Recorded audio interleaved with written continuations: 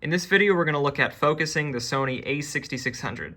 So first, we're going to want to go to our settings. We're going to hit Menu, and then we're going to scroll to page 13. And you can see it's called Focus Assist. These are going to be all your focus settings. We're going to want to make sure a couple things are turned on. First, we're going to want to make sure MF Assist is turned on. And if it's off, you just click it, and you can click on. What this will do, and we'll look at it in a minute, is that it will automatically zoom in while you're spinning the focus wheel on the lens. That way you get a closer look at to what you're actually focusing on. The other one is we're going to want to make sure peaking is turned on, which it already is. And what it's going to do is it's going to highlight things that are in focus in red. And you can see you can actually change it different colors, but I like red, so we're going to go with red. Now that we know that those two things are turned on, we're going to hit the menu button twice to get back into shooting mode.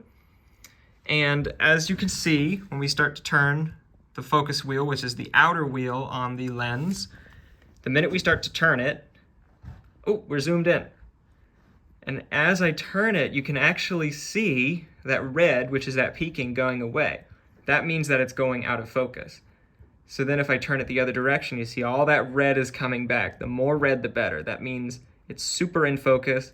And if I keep spinning that wheel in that same direction, the red goes away and you can see that it's getting blurry again. So this focus assistant is really helpful because it gives you a super detailed look as to what you're focusing on. Make sure you have this pointed at the subject of your video, because if you're doing this pointing at something else or pointing at a blank wall, it's likely not going to be in focus when you actually go to shoot what you're planning on shooting. Lastly, since this is zoomed in, to get back out to just the regular zoom, go to the zoom wheel on the lens, which is the closer one, just kind of spin it a little bit, and then you're back to normal. So that's focusing on the Sony a6600.